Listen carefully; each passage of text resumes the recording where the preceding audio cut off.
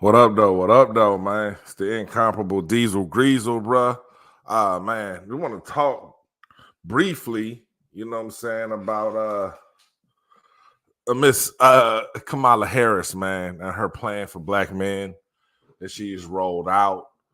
Um, this came out yesterday. I did a quick video about it yesterday, man, but really didn't really have the time to get into it like I want to. Because I don't know, man. I'll be honest. I'll start off being real, bro. I'm conflicted. Man. And that's kind of what this particular show is about. You know, forgive me as I'm still sort of setting up, bro. Getting everything set up. Get my shit right.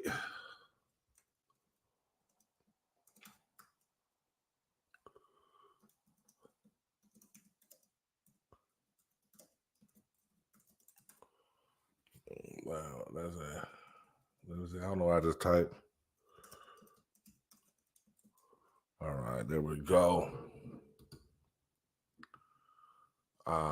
We want to put that up there. We definitely want to put that up there, man. Get my little ticker going. My ticker's got to be going too, you know, because we need them donations, man. Your donations keep the congregation congregating. You dig? So this is where we are, bro. We're just gonna get into it, man. I'm checking out Kamala Harris's plan for black men. You know, this is on the Kamala Harris website, KamalaHarris.com. Kamala, I don't know how to pronounce her name, nor am I concerned with pronunciations. You know, I use my vowels how I use them. Y'all got to respect that. Y'all gonna have to respect these vowel placements. Now, with that being said, man, we got her plan. And It's just the irony of a candidate who was like, I'm not doing anything specifically for black people when they come out with an agenda targeting black men. So the first time, like when I first hear about it, my immediate reaction is this is reaction. This is her being reactive. This is her hearing what's happening on social media. And the reality is, it seems like it's a lot of black men who are not for Kamala Harris. And it seems like the majority of black women are, which that presents a conundrum in itself for the black community. But I'm not even going to get into that. You know, because I can talk about that ad nauseum. I will say that it presents a unique problem for the Democratic Party because they're used to black people being on one accord. They're used to the black vote being just that, the black vote.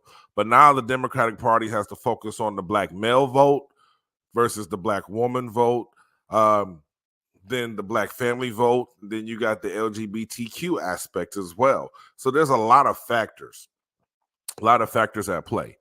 But Kamala Harris has obviously heard the chatter that black men don't feel she is one of us or is for us. Me personally, I've been extremely vocal about me not really being an advocate of hers because for whatever reason, I don't feel that she identifies as a black woman. I don't think that she gets what black culture is about. She's married a white man. She doesn't have any black children, and she spent a lot of her professional life in a position where her job was to incarcerate black men, for better or worse. And so that's not a person that to me screams is black or understands black culture, or is someone that I should be excited that could potentially get the highest office in the world. I don't think Kamala is a very genuine individual. I think she's very flaky. I think she does a lot of flip flopping based on, you know, what is hot, you know, what's trendy, what is going to get the attention of people. I don't necessarily view her as a person who operates with a strict moral code that she's willing to adhere to allow her to navigate this whole process, man. I don't get that from her. You know, but what we do have here is what she will deliver for black men. And so I just want to read this, man. Like, I ain't gonna read the whole thing, it's 9 pages, and I ain't got that type of time. But I will get into what I can. So this is Vice President Harris will deliver for Black men. She will provide the tools to Black men to build wealth, support their families, and lead in their communities. That right there is a very powerful statement. Like to hear it, like to hear it. Vice President Harris will build an opportunity economy where everyone has the opportunity to not just get by, but to get ahead. She knows that Black men have long felt that too often their voice in our political process has gone unheard, and that there is so much untapped ambition and leadership within the Black male community. This is the most propaganda-ish I've read in a long time. Black men and boys deserve a president who will provide the opportunity to unleash this talent and potential by removing historic barriers to wealth creation, education, employment, earnings, health, and improving the criminal justice system. Black men deserve a president who will deliver on promises and equip them with the tools and resources to make their aspirations a reality. This sounds really, really cool, right? This sounds really inspiring. This year, Vice President launched a first of its kind nationwide economic opportunity tour to help entrepreneurs across the capital. To help entrepreneurs access the capital and resources they need to launch and grow their businesses, build wealth, and strengthen their communities, especially Black male entrepreneurs. While traveling across the country to cities like Atlanta, Detroit, and Charlotte, she heard powerful stories from Black men about the biggest hurdles that still make it too difficult for them to get their businesses off the ground and grow them to meet their full ambitions, and discuss policies that can help break down remaining barriers to success. So shouts out to the Black men in those cities who took the time to meet with her and share a Black male perspective. Can't really say if they have presented the Black male collective perspective, but props for them to even taking the time to meet with her and sharing their perspective, because it's much needed and much valued. And props to her for meeting with these people. Although I do feel this shit is disingenuous, I can still give credit where credit is due.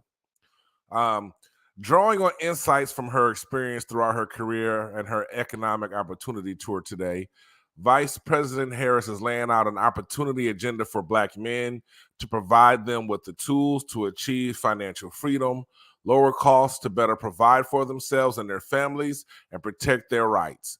This path-breaking agenda includes providing 1 million loans that are fully forgivable to Black entrepreneurs and others to start a business. So that's not targeting just Black men, apparently. That's targeting Black entrepreneurs, which I'm not hating on that, because Black men and women both need those loans. The second thing, championing education, training, and mentorship programs that help Black men get the good paying jobs in high demand industries and lead their communities, including pathways to become teachers. First off, being a teacher isn't a good paying job. Secondly, there's really not a lot of obstacles preventing Black men from becoming teachers outside of a criminal background. I think most Black men don't want to become teachers because it doesn't pay much and is dominated by white women. And most Black men have no desire to be in an industry that is dominated by white women and be under the mercy of white women leadership and discernment. So I would think that's kind of why there's not more Black male teachers. There's really not a lot of obstacles stopping the man from becoming a teacher. Essentially, you just need a bachelor's and a clean background. Don't touch the kids. Don't fucking do assault crimes. Don't sexually harass people. And don't sell drugs. You can be a teacher. Unfortunately, the way the criminal justice system is set up, some of us don't get those opportunities because our backgrounds are a little tainted and tarnished. But it sounds good, Kamala. It sounds good. Number 3, supporting a regulatory framework for cryptocurrency and other digital assets so Black men who invest in and own these assets are protected.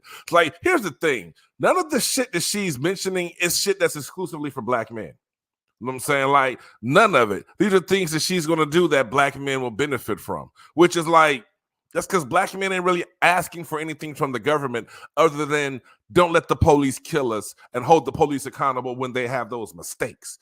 Black men aren't asking for government subsidized programs for us to be men.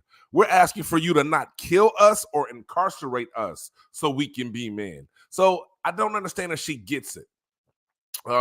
Number 4, launching a national health equity initiative focused on Black men that address sickle cell diseases, diabetes, mental health, prostate cancer, and other health challenges that disproportionately impact them. Once again, Kamala, I don't think you get it, man.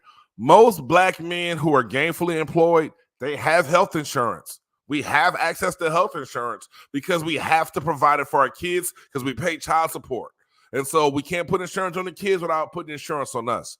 Most Black men don't go to the doctor. For one, we don't necessarily trust doctors. There's a long litany of historical reasons why we don't trust these people as a Black community. Black women really don't trust doctors that much either because they die at a disproportionate rate when they go seek the same health care as their white counterparts. So there's a lot of factors there. But more importantly, a lot of Black men, we don't go to the doctor because we got to fucking work. We can't afford to miss time. We can't afford to have a doctor tell us that we're sick and that we need to take time and scale back to take care of ourselves because we have obligations that we have to meet and we have stigmas that work against us that say a real man provides no matter what. So we don't go to the doctor because we don't prioritize our health. It's not because we don't have access to health care. We're not women and children who don't have jobs and don't have health care. Black men have health insurance. We just don't trust the doctors. We don't trust nosy white people. Like, I don't think you get it. So I don't know what type of initiative, whether you're going to just run ads to say, hey, Black men, go to the doctor. Like, I don't know what you think you need to do, but that's not it. And my favorite one on the list, number 5, legalizing recreational marijuana and creating opportunities for Black Americans to succeed in this new industry. So it sounds like she's trying to get weed legalized nationwide.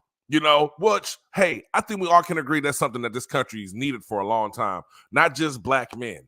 But I think it's just weird that you go right to, hey, man, we know how much you like the weeds. Maybe we can help get you guys legal weeds if you vote for me. Bitch, we don't need to be high. The solution for Black men isn't having access to legal weed so we can be high more than we already are. That ain't going to solve the issues, ma'am. That ain't what it is, ma'am.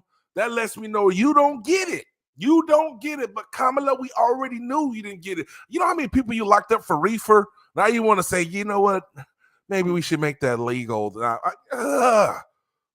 She don't get it, man. So I haven't read the whole thing. I suggest you guys read the whole thing, all 9 pages.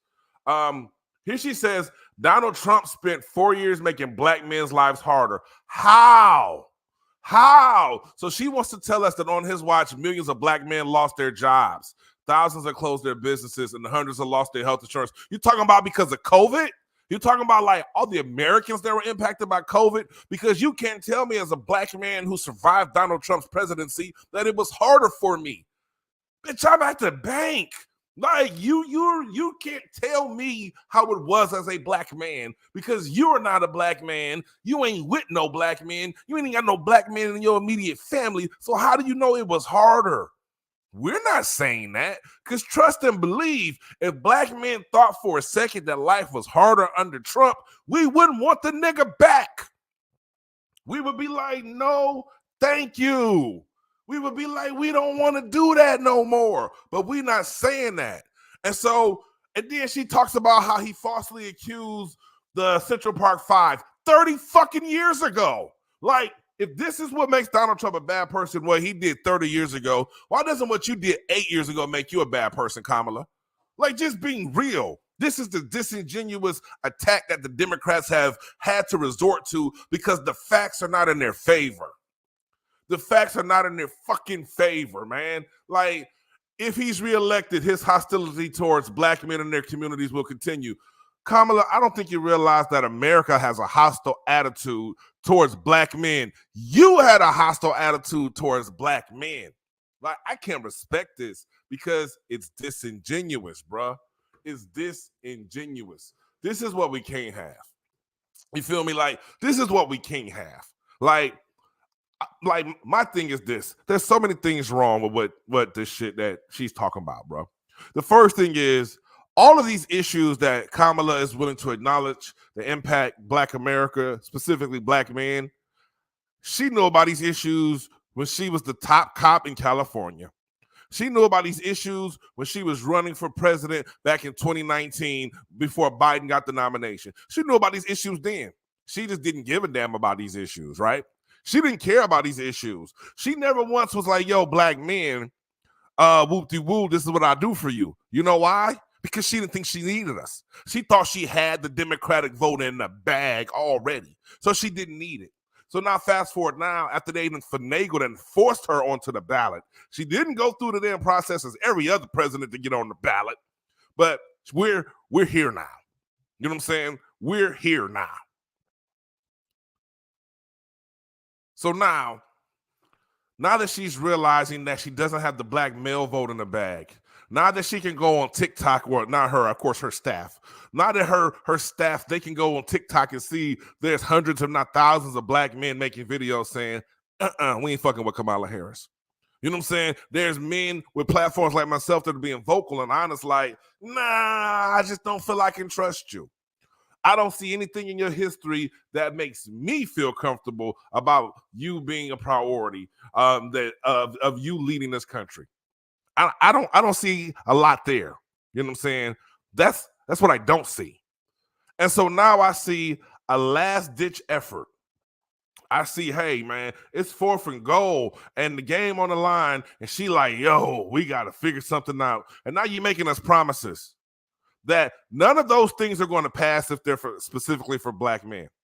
A lot of those things you could get past if you just master them as this is benefit Americans. Then you might be able to get a white Congress and the White House of Representatives to agree on this. Then you might be able to get the Senate and the House of Representatives to agree on these things. But you won't get them to agree and pass anything that's specifically for black men. I guarantee it. This is what the Democratic Party has done historically. They've always been on some, if you get us on, we're going to do this, this, and this. And they've never delivered. And historically, it's worked because, hell, we felt like we were being heard just a little bit. And when you have no representation, a piece of representation can go a long way. It can go a long way. You feel me? But in this particular case, I ain't buying it. Do I think it's going to be some black men who are swayed by this? Probably so. I don't even feel no kind of way. I think that the black men who are voting for Kamala are older black men. And by older, I mean older than myself. I'm 43. But a lot of these men are just historically Democrat, and they just like, Trump's bad. I'm voting for her. If that's what works for them, that's what works for them, man. That's what works for them. That's what works for them. All I'm saying is, I think the plan is too little too late. I think you should have brought this plan to Biden 4 years ago. I think you should have been like, yo, Sleepy Joe, hey, how about we do this? I think you should have anticipated that you would have needed our vote to help win an election and already started focusing on us, acknowledging us. But not this, hey, man, we're 3 weeks out, and let me just, hey, nah, I disagree. It appears disingenuous to say the least. You know what I'm saying? That's what it appears to be. Disingenuous to say the least. Not a fan. Not a fan. I don't even need Trump to come up with a plan for black people, man. I don't need the government to solve my problems. I've said this before. I just need the government to not make my life harder. I need the autonomy to come up with a plan, and the government to not stand in my way as I implement that plan, as long as it's not infringing on the rights of others. You know, just keeping it a buck. I don't really need subsidies. I don't need loans. I need a level playing field to where no one is holding me back as I try to do things.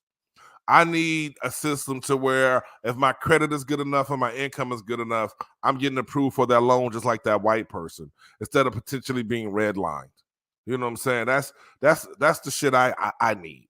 I don't need you writing me a 4-page letter 3 weeks before election about you understanding how hard it is to be a black man in America. And you're like, nah, bitch, you should have been listening. And that's just being real. And I do mean bitch in the most respectful way, Kamala. In the most respectful way. Not a fan, not amused, not even a little bit. Not even a little bit, man. That's all I got for y'all, man. Y'all make sure y'all like, share, subscribe. Y'all let me know how y'all feel about this plan. Y'all let me know how y'all feel. Make sure you check it out and you go read it yourself. Don't take my word for it. You know what I'm saying? Because I think her plan is good. I don't think her plan is viable. I think it's too little too late, nor do I believe that she'll honor her promises. I don't believe that. And I don't know if there's anything that she could do to help me believe that, because it's a lifetime body of work that's made me feel like I couldn't trust her. You know what I'm saying? It's not anything that she's just did, and I'm like, that one thing is why. Like, no, historically, every time I watched you talk, I have not felt that you were believable or that you were an honest person. I watched you flip-flop. I watched you say you stand with Biden's accusers, then I watched you take the fucking job as soon as Biden offered you the job. Like, I've watched you I've watched you criticize some aspects of Trump's policy, and then as soon as they put a microphone in front of your face, you said you want to do the same things. You know, I don't believe you. We need more proof. We need more proof. So that's where we have it. That's where we are. That's all I got, man. This video is a little longer than I wanted it to be. As you can tell, man, I'm passionate about this shit. I can talk about it for a while, but I got to get back to the plantation. Like, share, subscribe. Appreciate y'all. Remember, I'm not a pro-Trump person. I'm Trump adjacent. These nuts.